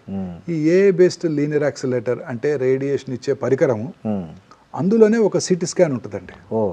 సో ఏ రోజు కాదు చూస్తుంది, అది జరిగింది చూస్తుంది. చూసిన తర్వాత దాంట్లో ఉన్న కృత్రిమ మేధస్సుతో ఆలోచిస్తుంది. అదేమిటి, నేను డాక్టర్ గారు ప్లాన్ చేసినప్పుడు గర్భసంచి ఎక్కడ ఉంది, ఇప్పుడేంటి 2 మిల్లీమీటర్ల ముందుకు జరిగింది అని ఆలోచిస్తుంది. కొత్త లొకేషన్కి అడాప్ట్ చేసుకుంటుంది. చేసుకొని మళ్ళీ రేడియేషన్ రీప్లాన్ చేసి డెలివర్ చేసేస్తుంది 3 నిమిషాల్లో. సో గ్రేట్, చాలా ఆశ్చర్యం కదండి. చాలా అద్భుతము, ఆశ్చర్యం, సంతోషకరం. అవును. ఎందుకు, ప్రిసైజ్గా రేడియేషన్ ఇవ్వటం వల్ల రేడియేషన్ రిలేటెడ్ సైడ్ ఎఫెక్ట్స్ తగ్గిపోయాయి, క్యూర్ అయ్యే అవకాశాలు కూడా పెరిగిపోయాయి. ఇది సామాన్య మానవుడికి సాధ్యం కాదు. వాళ్ళు చూసినా మళ్ళీ రేడియేషన్ రీప్లాన్ చేయాలంటే ఒక 20 గంటలు పడుతుంది. ఈ లోపల కాన్స్టిపేషన్ తగ్గిపోతుంది, పేషెంట్ మళ్ళీ నార్మల్ అయిపోతాడు. అలాగే బ్లాడర్ బ్లాడర్లో యూరిన్ నిల్వ ఉంటుంది కదా. అవును. ఒకరోజు సడన్గా ఆయన రేడియేషన్కి వచ్చినప్పుడు ఆ స్త్రీ యూరిన్కి వెళ్ళాలనిపించింది. ఈ లోపల టెక్నీషియన్ రండి మేడం వచ్చేయమండి అంటారు. ఆ 2 నిమిషాలు కదా పెట్టుకుని వెళ్దామని వెళ్తారు. ఆ బ్లాడరు ఆ గర్భసంచి ముఖ ద్వారా వెనక్కి నెట్టుతుంది. ఈ పరికరం దాన్ని చూసి ఆ కొత్త లొకేషన్కి రేడియేషన్ ఇచ్చేస్తుంది. ఉదాహరణకి బ్రెయిన్లో ఒక 5 సెంటీమీటర్ల ట్యూమర్ ఉంది. ఇవాళ రేడియేషన్ ప్లాన్ చేయడం జరిగింది, చక్కగా రేడియేషన్ ఇచ్చాము. ఒక 9 రోజుల తర్వాత 5 సెంటీమీటర్ల ట్యూమరు 3.5 సెంటీమీటర్ల సైజుకు తగ్గిపోయింది. ఏఐ దాన్ని గుర్తిస్తుంది. ఓహో, మనం ప్లాన్ చేసినప్పుడు 5 సెంటీమీటర్ల ట్యూమర్కి మనం ప్లాన్ చేసాము, ఇప్పుడు సైజ్ తగ్గిపోయింది కాబట్టి రేడియేషన్ ఫీల్డ్ కూడా తగ్గిపోతుంది. సో పేషెంట్ కూడా చాలా యూజ్ దీనివల్ల. అనవసరమైన ప్లేస్లో ట్రీట్మెంట్ జరగదు. తద్వారా రేడియేషన్ ప్లేస్లోనే కరెక్ట్ రేడియేషన్ పడుతుంది. Very good. Radiation related side effects అన్ని పూర్తిగా తగ్గిపోయాయి. రేడియేషన్ ప్రిసైజ్గా ట్యూమర్ మీదే డెలివరీ చేయడం వల్ల క్యూర్ అయ్యే అవకాశాలు కూడా పెరిగిపోతాయి. ఇది కృత్రిమ మేధస్సు యొక్క గొప్పతనం. అలాగే పెట్ సిటీ స్కాను, పెట్ ఎంఆర్ఐ స్కాన్స్ కృత్రిమ మేధస్సుతో పనిచేసినప్పుడు చాలా ఫాస్ట్గా చేసేస్తాయి. నార్మల్గా పెట్ సిటీ స్కాన్ చేయించుకున్నారనుకోండి ఎవరన్నా, అప్రాక్సిమేట్లీ 24 మిల్లీసివరెట్స్ ఆఫ్ రేడియేషన్ వస్తుంది ఆ పేషెంట్కి. రేడియేషన్ కూడా హజార్డస్సే కదా. అవును సార్, చాలా మూవ్ రేడియేషన్ వస్తుంది. ఈ కృత్రిమ మేధస్సుతో కూడిన పరికరాలు చాలా ఫాస్ట్గా మూవ్ అయిపోతాయి. ఆ 4 పొజిషనింగ్స్ అన్నీ కూడా ఫ్రాక్షన్ ఆఫ్ ఎ సెకండ్లో చేసేసి ఎంటైర్ స్కాన్ టైము 15 నిమిషాల నుంచి 3 నిమిషాలు తగ్గిపోయింది. తద్వారా రేడియేషన్ డోస్ తగ్గిపోతుంది, పేషెంట్కి వచ్చే రేడియేషన్. సో కృత్రిమ మేధస్సుతో పనిచేసే ఈ పెట్ సిటీ స్కాన్స్ చాలా ఫాస్ట్గా మూవ్ అవటం వల్ల పేషెంట్కి వచ్చే రేడియేషన్ ఎక్స్పోజర్ బాగా తగ్గిపోతుంది. దానివల్ల సైడ్ ఎఫెక్ట్స్ కూడా చాలా తగ్గిపోతాయి. ఇలా అన్ని రకాలుగా మనకు ఉపయోగపడిపోతుందండి. పెథాలజీ, డయాగ్నోసిస్, అంతా ప్యాటర్న్ రిపోర్టింగ్. ఇప్పుడు అంతా వాటిని డిజిటలైజ్ చేస్తున్నాము. స్లైడ్స్ని డిజిటల్ పెథాలజీ ల్యాబ్లో వాటిని మనం లోడ్ చేసినప్పుడు అది చక్కగా మన సిస్టమ్ మీద ఉంటుంది. దేశంలో ఏ పెథాలజిస్ట్ కావాలని 1 సెకండ్లో ఆ స్లైడ్ చూడగలరు. యాక్సెస్ ఇస్తే సరిపోతుంది. ఇప్పుడు మీరు మూవీ యాక్సెస్ ఇచ్చినట్టు కరెక్టే. సేమ్ ఇక్కడెక్కడో హైదరాబాద్లో ఉండి అమెరికా నుంచి యాక్సెస్ ఇస్తాడు, మనం కీ కొడితే మనకు ఆ మూవీ వచ్చేస్తుంది, చూసేస్తాం. సేమ్ అలానే అక్కడ ఢిల్లీలోనో అమెరికాలో ఉన్న పెథాలజిస్ట్కి మనం ఈ వాట్సాప్ మెసేజ్ పెట్టేస్తే వాళ్ళ సిస్టంలో మన ఈ స్లైడ్ని చూసేసి మనకు ఒపీనియన్ ఇచ్చేస్తున్నారు. అలాగే ఏఐ కృత్రిమ మేధస్సు కూడా దాన్ని ఉపయోగం చేసేస్తుంది. తద్వారా చాలా సులభంగా మనం రిపోర్ట్ చేయగలుగుతున్నాం. ఇప్పుడంటే అమెరికా పంపించి అక్కడ పెథాలజిస్ట్తో చూపించాలంటే ఈ స్లైడ్స్ చాలా టైం అండ్ ఎక్స్పెండిచర్. ఇప్పుడు అట్లే జస్ట్ వాట్సాప్లో లింక్ పంపిస్తారు, వాళ్ళ సిస్టంలో వాళ్ళు కూర్చొని చూసి మనకు ఒపీనియన్ చెప్తారు. అవర్స్, మినిట్స్ అండ్ అదే కరెక్టే సార్.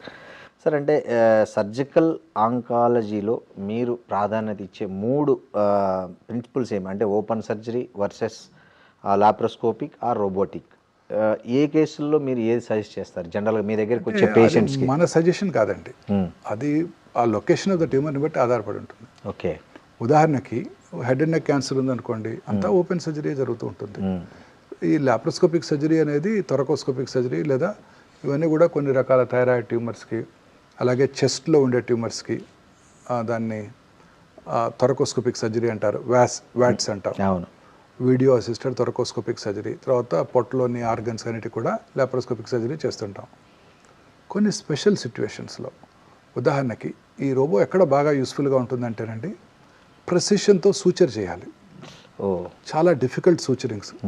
ఉదాహరణకి రాడికల్ ప్రోస్టెటెక్టమీ తర్వాత ఇంత పెద్ద బ్లాడర్ ఆరిఫైస్ని చిన్న యూరిథ్రా స్టిచ్ చేయాలి. మన చెయ్యి అక్కడికి అసలు రీచ్ అవ్వదు. మన నేరో పెల్విస్, మగవాళ్ళలో నేరో పెల్విస్లో రీచ్ అవ్వదు. రీచ్ అయినా సూచర్ చేయడం కష్టం అవుతుంది, అట్లా తిప్పడం కష్టం అవుతుంది. అలాంటి లొకేషన్స్లో రోబో ఇస్ ద బెస్ట్. అలాగే వాల్వ్ రిప్లేస్మెంట్ సర్జరీ, ప్రిసైజ్గా మనకి షివరింగ్ ఉండదు, ట్రెంబలింగ్ ఉండదు, చక్కగా అలా చేస్తాం, అలా ప్రిసైజ్గా తీస్తుంది. పెద్ద మాడిఫికేషన్లో 16 టైమ్స్ ఇమేజెస్ చూస్తూ జాగ్రత్తగా సర్జరీ చేయడం జరుగుతుంది. అలాంటి చోట బాగా ఉపయోగపడుతుంది. కర్నరీ ఆర్టరీ బైపాస్ సర్జరీలో ప్రిసైజ్గా సూచర్ చేయాలి. ఎక్కడైతే సూచర్ చేయాలనుకుంటామో అక్కడ రోబోటిక్ సర్జరీ చాలా యూస్ఫుల్గా ఉంటుందండి. మిగతా చోట్ల robotic surgery, laparoscopic surgery same రోబోతో చేసినా లాప్రోస్కోపిక్ చేసినా. రోబోతో చేసినా మనమే చేస్తాం సర్జరీ, రోబో ఏం చేయదు, మనం ఇక్కడ కూర్చొని చేస్తాం. ఆపరేషన్ అంతా మీ చేతిలో, మన చేతిలోనే ఉంటుంది, ఎక్కడైనా ఒకటండి. ఈ ప్రెసిషన్తో సూచర్ చేయాల్సిన చోట ముఖ్యంగా prostate surgery, valve replacements, coronary artery bypass grafts, ఇక్కడ రోబో చాలా యూస్ఫుల్గా ఉండబోతుంది. Okay sir, breast, lungs, gynaecological cancers బాగా పెరుగుతున్నాయని డేటా చెప్తుంది. మీరు జనరల్గా మీ హాస్పిటల్కి వచ్చే ఓపీడీలో మీరు ఏ ట్రెండ్ ఎక్కువ, ఈ మూడిట్లో ఏది ట్రెండ్ ఎక్కువ ఉందని? బ్రెస్ట్ అండ్ లంగ్ అండి. గైనకాలజికల్ క్యాన్సర్స్ అంటే గర్భసంచి ముఖద్వార క్యాన్సర్ నెంబర్ తగ్గిపోతుందండి. ఓకే. ఇప్పుడు 2010లో 2 లక్షల గర్భసంచి కొత్త క్యాన్సర్లు డయాగ్నోస్ చేసిన సందర్భం ఇవాళ 60-70 వేలు వచ్చేసింది, తగ్గిపోయింది. ఎందుకు సార్? అంటే వ్యాక్సిన్స్ రావటం, ప్రజల్లో పరిశుభ్రత అవగాహన పెరిగిపోవటం, హైజీన్ మీద, వాటి వల్ల గర్భసంచి ముఖద్వార క్యాన్సర్స్ బాగా తగ్గిపోయాయి. ఓకే. అలాగే బ్రెస్ట్ క్యాన్సర్ ఇన్సిడెన్స్ బాగా పెరిగిపోయింది. ఆ రోజుల్లో 2010లో 70-80 వేలు సంవత్సరానికి కొత్త క్యాన్సర్ కేసులు భారతదేశంలో డయాగ్నోస్ చేస్తున్నట్టయితే ఇప్పుడు more than 2,50,000 new breast cancer patients భారతదేశంలో డయాగ్నోస్ చేయబడుతున్నాయి. అంటే ప్రతి సంవత్సరం 20-30 వేలు ఎక్కువ అవుతాయంటే ఇంకా ఐసీఎంఆర్ వారి అంచనా ప్రకారమే, అంటే ఇంకా ఎక్కువగా ఉండబోతున్నాయి. అలాగే ఓవేరియన్ క్యాన్సరు, గర్భసంచిలో బాడీ క్యాన్సర్స్ అవి ఎక్కువ అవుతున్నాయి. అవి ఎక్కువ అవుతున్నాయి. సో బ్రెస్ట్, ఇప్పుడు కామనెస్ట్ క్యాన్సర్ స్త్రీలలో బ్రెస్ట్ క్యాన్సరు, ఆ తర్వాత ఇంకా ఓవేరియన్ క్యాన్సరు, సౌత్ ఇండియాలో గర్భసంచి ముఖద్వార క్యాన్సరు చాలా ఎక్కువగా చూస్తున్నాం. ప్రపంచం అంతా ఓవేరియన్ క్యాన్సరు, గర్భసంచి బాడీ క్యాన్సర్స్ ఎక్కువగా చూస్తున్నాం. అలాగే పురుషుల్లోనేమో హెడ్ అండ్ అంటే ఓవరాల్ ఒక సిస్టమ్ కనుక చూసుకున్నట్టయితే గ్యాస్ట్రో ఇంటెస్టైనల్ ట్రాక్, ఒకే ఆర్గన్ కనుక తీసుకున్నట్టయితే ఓరల్ క్యావిటీ క్యాన్సర్స్ ఎక్కువగా చూస్తున్నాం అండి, ముఖ్యంగా సౌత్ ఇండియాలో. అవును సార్. అంటే ఈ పిల్లలకు పాలు ఇవ్వకపోవడము, తల్లులు ఇంతకుముందు అయితే పాత తరంలో చాలా 2-3 ఏళ్ళు వచ్చే వరకు పిల్లలకు తల్లిపాలే ఆహారంగా ఉండేది మెయిన్ ప్రధానంగా. ఇప్పుడు కొత్త జనరేషన్లో వాళ్ళకున్న పరిమితులు, జాబ్స్, తర్వాత రకరకాల వల్ల అసలు వాళ్ళు 1 నెల 2 నెలలు కూడా అంటే బ్రెస్ట్ ఫీడింగ్ అనేది తగ్గిపోయింది. సో దానివల్ల ఏమన్నా క్యాన్సర్ ఎక్కువ? అలానే లేదండి. బ్రెస్ట్ క్యాన్సర్ ఇన్సిడెన్స్ పెరగడానికి రకరకాల కారణాలు ఉన్నాయి. ఓకే. మోస్ట్ ఇంపార్టెంట్ ఏంటంటే ఈ లేట్గా మ్యారేజ్ చేసుకోవటం, లేట్గా పిల్లలు కంటాం. ఓకే. 30 సంవత్సరాల తర్వాత కనుక మొదటి కానిపోయినట్టయితే వాళ్ళలో రిస్క్ ఎక్కువ ఉంటుందండి. ఓకే. పిల్లలు లేని వాళ్ళకు కూడా రిస్క్ ఎక్కువ ఉంటుంది. లేట్గా పెళ్లి చేసుకోవటం, పెళ్లి చేసుకున్న ఈ కెరియరు, ప్రమోషన్స్, వీటితో జాబు, రెస్పాన్సిబిలిటీస్తో పిల్లల్ని లేట్గా కంటాం, వాళ్ళలో క్యాన్సర్ ఇన్సిడెన్స్ ఎక్కువగా ఉంటుందండి. అలాగే ఈ నైట్ టైం పనిచేసే వాళ్ళలో ముఖ్యంగా సర్కేడియన్ రిజమ్ అంటే మన బాడీ యొక్క అలాం దెబ్బతింటుంది, నిద్ర అలాం. దానివల్ల మెలటోనిన్ అనే హార్మోన్ ఉత్పత్తి తగ్గిపోయి వాళ్ళలో ఈ బ్రెస్ట్ క్యాన్సరు, పురుషుల్లో ప్రాస్టేట్ క్యాన్సరు వచ్చే అవకాశాలు ఎక్కువగా ఉంటాయి. ఇవి చాలా ముఖ్యమైన కారణాలండి. తర్వాత అర్బన్ ఏరియాస్లో దురలవాట్లు స్త్రీలలో, ఆల్కహాల్, స్మోకింగ్, అలాగే ఊబకాయం, ఇవన్నీ కూడా బ్రెస్ట్ క్యాన్సర్ ఇన్సిడెన్స్ పెరగడానికి దోహదం చేస్తున్నాయండి. ఇక బ్రెస్ట్ ఫీడింగ్ ఇవ్వకపోవటం వల్ల క్యాన్సర్ వస్తుంది అనుకునేది yes, to an extent yes. కానీ బ్రెస్ట్ ఫీడింగ్ ఇవ్వటం వల్ల ఏమొస్తుందంటే లాక్టేషనల్ ఎమెనోరియా వస్తుంది. అంటే బ్రెస్ట్ ఫీడింగ్ ఇస్తున్నంతకాలం జనరల్గా పీరియడ్స్ రావు. ఓకే. ఆ పీరియడ్స్ రానప్పుడు ఆ పీరియడ్స్ టైంలో వచ్చే హార్మోన్స్, ఈస్ట్రోజన్ హార్మోన్ పీక్స్ ఉంటాయి, అవి ఆగిపోతాయి. తద్వారా అది బెనిఫిషియల్గా ఉంటుంది తప్ప ఈ బ్రెస్ట్ ఫీడింగ్ ఇవ్వకపోవడం వల్లే బ్రెస్ట్ క్యాన్సర్ వస్తుంది అనే దాంట్లో అది పూర్తిగా నిజం లేదండి. మెయిన్ కారణం ఇదండి, లేట్గా పిల్లల కంటాం, దొరలవాట్లు, ఊబకాయము, ఇవన్నీ కూడా ఈ బ్రెస్ట్ క్యాన్సర్ ఇన్సిడెన్స్ పెరగడానికి ముఖ్య కారణాలు. ఈ మధ్య సోషల్ మీడియాలో ఇంకో చర్చ నడుస్తుంది సార్, వైఫై వల్ల కూడా క్యాన్సర్ పెరుగుతుంది. ఎప్పుడు వైఫైలో పనిచేయడం, వైఫై కనెక్టెడ్గా సిస్టమ్స్ ముందు కూర్చోవడం, లేదా వైఫై కనెక్టెడ్గా మొబైల్స్ దగ్గర పెట్టుకోవడం, బాడీకి అతి దగ్గరగా పెట్టుకోవడం, అది కూడా ఒక రీజన్ అవుతుంది అనేది. ఇది ప్రూవెన్ కాదండి, ఇంకా ప్రూవెన్ కాదు. వైఫై వల్లే క్యాన్సర్ వస్తుందని ప్రూవెన్ కాదండి. దాని మీద ఇంకా చాలా రీసెర్చ్ జరగాల్సి ఉంటుందండి. ఓకే. బట్ బేసిక్గా అట్లాంటి అలాంటి ఎన్విరాన్మెంట్ తక్కువ ప్రాబబ్లీ ఉండవచ్చు కూడా, అన్లెస్ సమ్ అధ్యయనాలు ఏమైనా తేలితే తప్ప మనం ఖచ్చితంగా ఇది అని చెప్పలేమండి. అంటే సైంటిఫిక్గా ప్రూవ్ కాలేదు. సో కాబట్టి దాన్ని ఖచ్చితంగా నిర్ధారించలేము ఇప్పుడు. ఓకే సార్, మీపై వచ్చే రివ్యూస్లో ఎక్కువగా హ్యూమన్ వాల్యూస్ ఉన్న డాక్టర్ అని చాలా కామెంట్స్ పెడుతుంటారు. మీ వీడియోలకు కానీ మీ షార్ట్స్కి కానీ చాలామంది కామెంట్లు చదివితే హ్యూమన్ వాల్యూస్ ఉన్న డాక్టర్, బెస్ట్ డాక్టర్ అనే కామెంట్లు ఎక్కువ నేను చూసిన యాక్చువల్గా. సో ఒక క్యాన్సర్ పేషెంట్తో మాట్లాడేటప్పుడు అసలు మీ మైండ్ సెట్ ఎట్లా ఉంటుంది సార్ జనరల్గా? మనం ఒకటి అర్థం చేసుకోవాలండి, పువర్ పేషెంట్ అయితే వాళ్ళకి ఎక్స్పెన్సివ్ ట్రీట్మెంట్స్ చెప్పనేకూడదు. ఓకే. వాళ్ళు ఎక్కువ ఇబ్బంది పడతారు, కొనుక్కోలేమన్న బాధ వాళ్ళలో ఉంటుంది. అలానే చాలా కష్టం అండి ఆంకాలజీ ప్రాక్టీస్ చేయడం, చాలా కష్టం. ఎందుకంటే ఈ ఆంకాలజీలో అనేక రకాలైన న్యూయర్ అడ్వాన్సెస్ వచ్చాయి. ఇవన్నీ కూడా చాలా ఎక్స్పెన్సివ్ అండి. ఎస్. ఈ ఆర్టిఫిషియల్ ఇంటెలిజెన్స్తో పనిచేసే చికిత్సా పరికరాలు చాలా ఎక్స్పెన్సివ్. మెషినే ఎక్స్పెన్సివ్, $4 million ఉంటుంది. యాన్యువల్ మెయింటెనెన్స్ కాంట్రాక్టే $750,000 ఉంటుంది. దానికి తోడు మన కస్టమ్స్ ఇప్పుడే మనం డిస్కస్ చేసాము, మెయింటెనెన్స్ కూడా జిఎస్టీ కట్టాలి, మెయింటెనెన్స్ కాంట్రాక్ట్ కూడా జిఎస్టీ కట్టాలి. సో అన్నీ కూడా ప్రొహిబిటివ్లీ ఎక్స్పెన్సివ్ అండి. ఇప్పుడు రాబోయే మందులు, వచ్చిన కొన్ని మందులు కూడా చాలా ఖర్చుతో కూడుకున్నాయండి. ఇప్పుడంతా ఫ్యూచర్ అంతా కూడా ఇమ్యూనోథెరపీ అనండి. ఇప్పుడు నేను కూడా మీకు ఇచ్చే సలహా ఏంటంటే, మీరందరూ ముందు మిమ్మల్ని మీ ఫ్యామిలీకి $1 కోటి ఇన్సూర్ చేయించుకోండి. కారణం ఏంటంటే వచ్చే మందులన్నీ అలా ఎక్స్పెన్సివ్ ఉండబోతున్నాయి. అవన్నీ పేటెంటెడ్ మాలిక్యూల్స్, అంతే పేటెంట్ లాస్ అంటారు. వాళ్ళు తప్ప ఇంకెవరు తయారు చేయకూడదు నెక్స్ట్ 10 నుంచి 15 సంవత్సరాలు.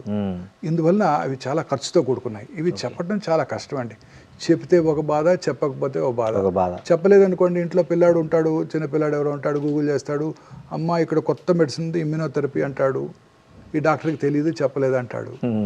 వాళ్ళు అడుగుతుంటారు, చెప్పాలన్నా బాధగా ఉంటుంది. సామాన్య ప్రజలు లక్షలు పోసి కొన్ని క్యూర్ అయ్యేటట్టుంటే మనం ఎంతైనా ఖర్చు పెట్టుకోమని చెప్పొచ్చు. క్యూర్ కానీ దానికి ఇమ్యూనోథెరపీ పెట్టుకోండి, టార్గెటెడ్ థెరపీ పెట్టుకోండి. 8 నెలలు బతికేవాళ్ళు 40 నెలలు బతుకుతారు, 10 నెలలు బతికేవాళ్ళు 30 నెలలు బతుకుతారని చెప్పడం కూడా మనం చాలా కష్టంగా ఉంటుందండి. ఓకే. క్యాన్సర్ ప్రాక్టీసు అసలు వైద్యులు కూడా చాలా సవాలుగా మారిందండి. ఒక చిన్న ఉదాహరణ చెప్తాను. నేను చదువుకున్న ఊళ్ళో మన జిల్లాలోనే ఒక మంచి డాక్టర్ గారు ఉన్నారు. అద్భుతమైన వ్యక్తి, వైట్ ప్యాంట్ వైట్ షర్ట్ వేసుకుంటారు, జస్ట్ బల మీద కూర్చొని ప్రాక్టీస్ చేస్తారు. ఆయన ఫిలాసఫీ ఏంటంటే, నా చిన్నప్పుడు ఆయన చూశాను నేను, ఆయన ఫిలాసఫీ ఏంటంటే పేదలకు అందరికీ కూడా తక్కువ ఖర్చుతో వైద్యం చేయాలి, ఊరికే టెస్టులు రాయకూడదు. సో మనం ఇప్పుడు కాదు, 4-5 ఏళ్ల క్రితం వరుసగా 4-5 పేషెంట్లు వచ్చారు నాకు అక్కడ నుంచి, ఖమ్మం నుంచి. ఏంటంటే లంప్ బ్రెస్ట్ పెరిగిపోయింది, అయ్యో నేను తెలుసు కదా మీకు, మరి ఏంటి రాలేదు అంటే, మన డాక్టర్ గారిని కలిసాం, ఏం లేదన్నారు. చూసి ఏం లేదన్నారు. అయ్యో ఒక మ్యామోగ్రఫీ చేసినా సరిపోయేది అనుకుంటారు వాళ్ళే అంటున్నారు. సో టెస్ట్ చేస్తే ఒక బాధ, చెయ్యకపోతే ఒక బాధ. కరెక్ట్. టెస్ట్ చేసామా కమర్షియల్ టెస్టులు చేస్తున్నారు, ఊరికే చేయకపోతేనేమో నిర్ధారణ మిస్ అయ్యి లేట్ స్టేజ్ డయాగ్నోసిస్. చాలా కష్టమైపోతుందండి అసలు. గ్యాస్ట్రోఎంట్రాలజిస్టులు చిన్న గ్యాస్ కడుపులో మంట అంటారు, ఎండోస్కోపీ చేస్తే ఒక బాధ, ఊరికే గ్యాస్ మంటకి వెళ్తే ఎండోస్కోపీ చేసి 3,000 తీసుకున్నారు డాక్టర్ అంటారు. చేయకపోతే మొన్న మధ్య జరిగింది నాకు ఒక పేషెంట్, నాకు బాగా తెలిసిన పేషెంట్, కొంచెం లేట్గా వచ్చాడు. ఏంటయ్యా నేను తెలుసు కదా, ఎందుకు రాలేదు ముందంటే, ఎందుకు రాలేదు, నేను ఆ గ్యాస్ట్రోఎంట్రాలజిస్ట్ చుట్టూ తిరుగుతూనే ఉన్నాను కదా 2 నెలల నుంచి అంటున్నాడు. అతను కూడా నాకు మంచి మిత్రుడు. అతనికి ఫోన్ చేశాను, అదేంటి డాక్టర్ గారు ఇట్లా అయింది, మన తిడుతున్నాడు మిమ్మల్ని అని. తిట్టాడా, మంచిదిలే అన్నాడు. ఏమన్నా, ఓపిక వచ్చేసరికి 20 మంది కూర్చొని ఉంటారు, ప్రతి వాళ్ళ కంప్లైంట్ ఇదే, గ్యాస్. అందరికీ నేను ఎండోస్కోపీ చేశాను అనుకో, పక్కా కమర్షియల్, కడుపులో మంట అంటే ఎండోస్కోపీ చేసి 3,000 తీసుకున్నాడు డాక్టర్ అంటారు. అందుకని మందులు రాసిస్తాను. మళ్ళీ రెండోసారి వస్తే మెడిసిన్స్ మార్చి మళ్ళీ రాసిస్తా. మూడోసారి వస్తే అప్పుడు నేను ఎండోస్కోపీ చేస్తా. ఆ మూడోసారికి 2 నెలలు అయిపోతుంది, 15 రోజులు, నెల రోజులు అయిపోద్ది, జబ్బు ముదిరిపోవచ్చు కూడా. సో డాక్టర్ మెడికల్ ప్రాక్టీస్ చాలా కష్టతరం అయిపోయిందండి. ఒక రకంగా టెస్ట్ రాస్తే ఒక బాధ, టెస్ట్ రాయకపోతే ఒక బాధ, స్కానింగ్ చేస్తే ఒక బాధ, చేయకపోతే ఒక బాధ, చాలా కష్టం అండి ఇప్పుడు. సార్ మీ దగ్గరికి మన తెలుగు రాష్ట్రాలతో పాటు చాలా పక్క రాష్ట్రాల వాళ్ళు కూడా చాలా సుదూర నుంచి మీ దగ్గరికి పేషెంట్లు వస్తుంటారు, చాలా రకరకాల నగరాల నుంచి రాష్ట్రాల నుంచి వస్తుంటారు కదా సార్. సో అంత దూరం నుంచి వచ్చే పేషెంట్ల కోసం మీరేమన్నా ప్రత్యేకంగా, అంటే వాళ్ళ డ్యూరేషన్ తగ్గించడానికి, బాధ తగ్గించడానికి ఏమన్నా స్పెషల్గా ఏమైనా ఒక ప్రోగ్రామ్ లాంటిది ఏమైనా డిజైన్ చేశారా? లేదండి, మనకు ఖచ్చితంగా ఇక్కడ దగ్గరలో అకామిడేషన్స్ అన్నీ మనకు ఫిక్స్డ్గా ఉన్నాయి, తక్కువ ఖర్చులో బయట దొరుకుతాయి అకామిడేషన్స్. ఇప్పుడు మోస్ట్ ఆఫ్ ద చికిత్సలు వచ్చిన రోజే scanning, most of them appointment తీసుకుని వస్తారు కాబట్టి వచ్చిన రోజే స్కానింగ్ చేసేయటం, మధ్యాహ్నానికల్లా రిపోర్ట్ ఇచ్చేయటం, కానీ సర్జరీ చేయాలన్నా నెక్స్ట్ డేకి సర్జరీ చేసేయటం సరిపోతుంటుందండి. ప్రాబ్లం వల్ల ఈ రేడియేషన్ చికిత్స, ఈ రేడియేషన్ చికిత్స కూడా అనేక రకాలైన న్యూయర్ చికిత్సలు వచ్చాయండి. ఇప్పుడు సైబర్ నైఫ్ చికిత్స, ఇంతకుముందు 30-40 రోజుల్లో వచ్చే రేడియేషన్ చికిత్స ఇప్పుడు 4-5 రోజుల్లో ఇచ్చేస్తున్నాం. వాళ్ళు తొందరగా మళ్ళీ చక్కగా వాళ్ళు ఊరు వెళ్ళిపోవడానికి దూరం నుంచి వచ్చారు. మొన్న మధ్య వచ్చారు ఒక ప్యాంక్రియాటిక్ క్యాన్సర్ పేషెంట్, అక్కడ దుర్గాపూర్ స్టీల్ ప్లాంట్ అక్కడ నుంచి వచ్చారండి. ఓకే. ఇక్కడెక్కడికో వచ్చి ఇక్కడ ప్యాంక్రియాటిక్ క్యాన్సర్, ఇంకా ఇనాపరబుల్ డిసీజ్ అంటే చిన్న ట్యూమర్ అంటే నా దగ్గరకు వచ్చారు, చూసి ఒక వీడియో చూసి సైబర్ నైఫ్ చేయించుకుందామని. చక్కగా 5 రోజుల్లో ట్రీట్మెంట్ ఇవ్వడం, చక్కగా హ్యాపీగా వెళ్ళిపోవడం జరిగిందండి. బంగ్లాదేశ్ నుంచి మోర్ దాన్ 30 మంది కార్సినోమా ప్రాస్టేట్ క్యాన్సర్ పేషెంట్లు వచ్చారండి 3-4 సంవత్సరాల్లో. ఓకే, చక్కగా 5 రోజుల్లోనే ఈ సైబర్ నైఫ్ చికిత్స చేయటం వాళ్ళు చక్కగా పూర్తిగా సాటిస్ఫైడ్గా వెళ్ళిపోయారు. వాళ్ళే ఇంకో 30 మంది పేషెంట్లు పంపిస్తారు నెక్స్ట్ 2 ఏళ్లలో.